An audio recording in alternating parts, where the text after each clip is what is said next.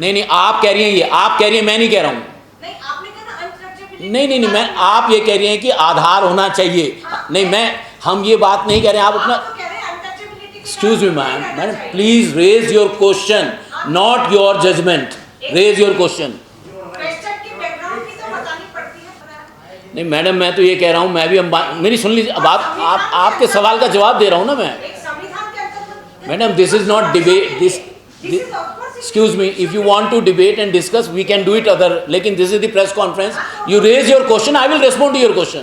उसके बाद में अब तो आप तो उसे और एक अंतहीन बना रहे हैं कि अनटचेबिलिटी के कारण। अब मैडम छोड़ दीजिए, प्लीज नेक्स्ट छोड़ प्लीज, यू डोंट, छोड़ दीजिए ना। आपका क्वेश्चन, मेरा मानना ये है, हमारा आपका सवाल मिल गया मेरे को, मैं आपके सवाल ये है कि क्या करोड़पति अरबोपतियों को भी इस अधिकार को प्राप्त करने का, आप जो कह रहे हैं कि फलाने मंत्री के बेटे भी ले रहे, तो आप स्वयं उसका खंडन नहीं कर रहे हैं? क्यों? नहीं, आप सवाल बोलिए ना मेरे को, मैं जवाब दूंगा आपके सवाल का। Madam, I am not running away from debate. हमें ये लगता है कि आर्थिक आधार एक उपयुक्त आधार होना चाहिए और है। I politely disagree with your position. क्योंकि अरबोपति करोड़पति लिए It's okay, madam. I said that I politely, madam, I politely disagree. If you want to discuss, we can discuss somewhere else. आरक्षण आता कहाँ से है? आरक्षण रोस्टर से आता है। रोस्टर बना होता है कि एक 7वां पद एससी का बनता है 15% आरक्षण में। यदि इसको 3 कैटेगरी में बांट देंगे हम 5-5%, तो फिर हमारा पद 20वां बनेगा। जो लोग आज ढोल बजा रहे हैं तो उनको 20वां पद मिलेगा, जाकर 19 पद जहां तक निकलेंगे वो सारे पद आरक्षण से बाहर हो जाएंगे। ये साजिश है इस फैसले की।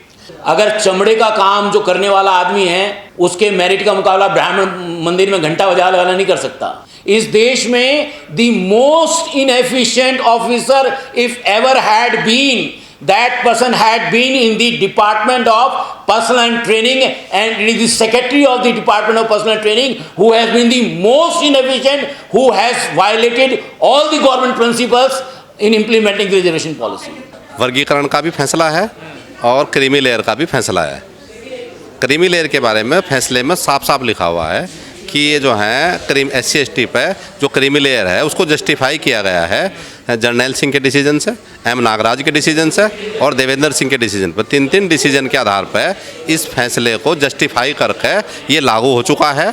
और जो लोग जो हैं ये चाह रहे हैं कि ये फैसला नहीं राय है, इस मामले में जो प्रधानमंत्री जी ने जो स्टेटमेंट दिया था जब दलित सांसद उनको मिलने गए थे कि मैं क्रीमी लेयर को लागू नहीं होने दूंगा, ये प्रधानमंत्री जी का झूठ बोलना है।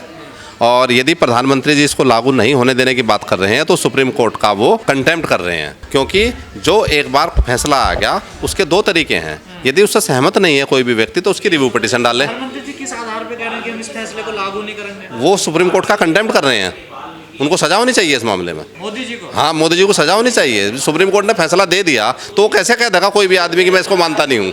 क्या पता अध्यादेश लाने की सोच? हाँ, वो तरीका है, वो तरीका उनके पास है। वो उसमें रिव्यू पिटीशन फाइल करें, वो उसमें अध्यादेश लाएं और उसको ला कर करें। लेकिन ये कहें कि मैं सुप्रीम कोर्ट का फैसला नहीं मानता और ये जो है वो गलत है, जो है कि मैं लागू नहीं होने देने का इसको।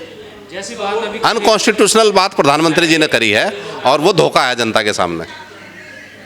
सर, प्रधानमंत्री जी भी गैर संवैधानिक बात कर रहे हैं, सुप्रीम कोर्ट का फैसला भी गैर संवैधानिक है, तो ठीक क्या है फिर? ठीक तो संविधान में जो लिखा हुआ है, संविधान में जो है लिखा हुआ, संविधान के आर्टिकल्स में लिखा हुआ ठीक बात यह है, मैं आपको पढ़ कर बता देता हूँ।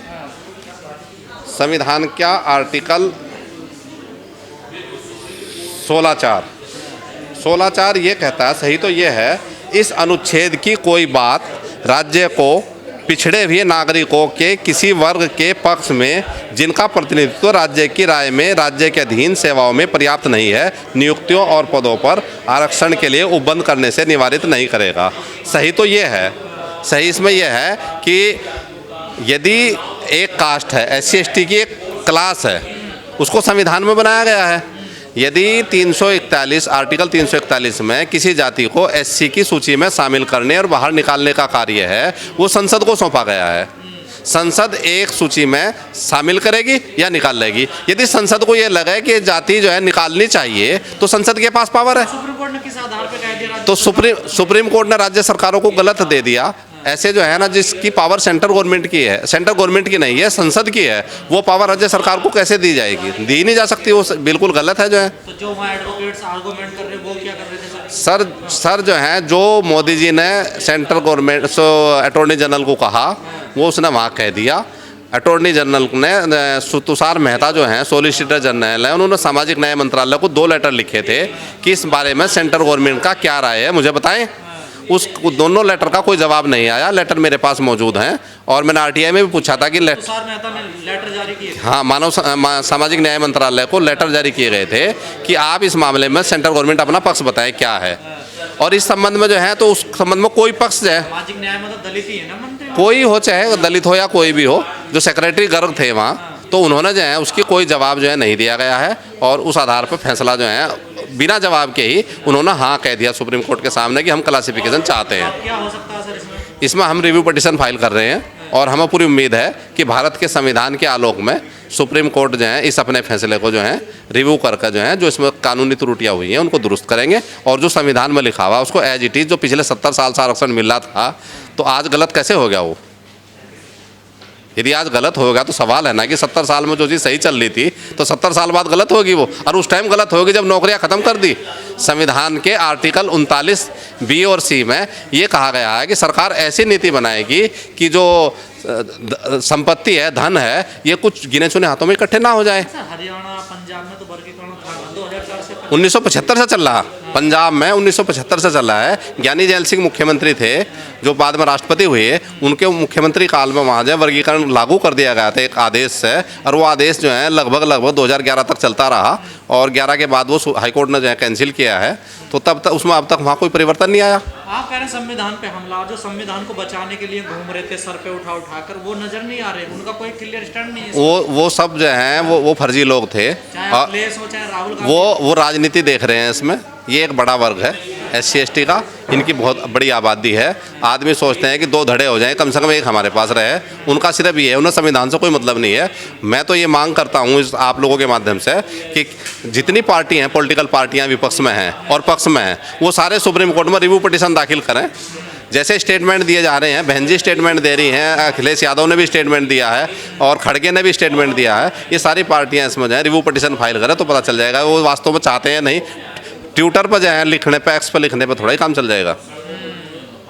वो करें उसको पास और फिर पार्लियामेंट में रखें इसको जो है। 21 तारीख को भारत बंद की भी कॉल दे दी हम लोगों ने 21 तारीख की कोई कॉल नहीं दी है और जो है व्हाट्सएप मैसेज चल रहा है। और जो है यदि जो है कोई लोग इकट्ठा होना चाहते हैं, कोई प्रदर्शन करना चाहते हैं, वो शांतिपूर्वक करें, कतई जनहानि नहीं होनी चाहिए। देश हमारा है, ये संपत्ति हमारी है, इस संपत्ति की रक्षा करना हमारा पहली ड्यूटी है। और हम लोगों को जो है पीसफुल, जो संविधान में व्यवस्था दी है इकट्ठे होकर जो है प्रदर्शन करने की, पीसफुल ढंग से अपनी बात जो है कहने का अधिकार है। यदि कुछ आपने अभी कहा था कि ये आरक्षण खत्म करने की बड़ी साजिश है, वो कैसे है? आरक्षण खत्म करने की बड़ी साजिश इसलिए है, जैसे सुप्रीम कोर्ट का एक फैसला आ गया, ठीक है, हर एक राज्य में आरक्षण अधिनियम बना हुआ है। जैसे उत्तर प्रदेश में आरक्षण अधिनियम 1994 है।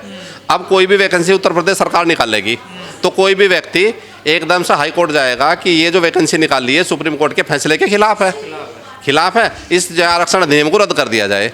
तो हाई कोर्ट का जज ही जो है इसको जो है फैसले, इसको पूरे आरक्षण को ही रद्द कर देगा। और कि इसमें जो है सुप्रीम कोर्ट के आदेशों का पालन नहीं हो रहा। सुप्रीम कोर्ट के आदेश जो हैं वो सब देश के नागरिकों को बाध्यकारी हैं, इसलिए जो है वो आरक्षण जो है पूरा का पूरा रद्द हो जाएगा। इससे जो है जिस तरह से पदोन्नति का आरक्षण रद्द हुआ, पदोन्नति के आरक्षण में यही हुआ था। M नागराज के डिसीजन में 3 शर्तें दी थी कि इन 3 शर्तों को पूरी करते हुए पदोन्नति में आरक्षण दिया जा सकता है। लेकिन वो 3 शर्तें जब पूरी नहीं हुई तो लखनऊ बेंच में एक रिट लगी और रिट में कहा गया कि ये तो आदेश गलत है, यूपी गवर्नमेंट का, ये आदेश सुप्रीम कोर्ट का पालन नहीं कर रहे, तो पूरा का पूरा पदोन्नति का आरक्षण रद्द हो गया। आज तक रद्द है वो, वही मामला आगे ये नौकरियों से भी हटा देंगे। कहने लगे जब ये अवैध था तो ये नौकरी पर लगे हुए ये बाहर जाना चाहिए। एक बार पहले झटका लग चुका है समाज। हाँ बिल्कुल लग चुका है। याद क्यों नहीं आ रहा समाज? आ रहा है, आ रहा है, जब आ रहा तभी तो हम यहाँ आए।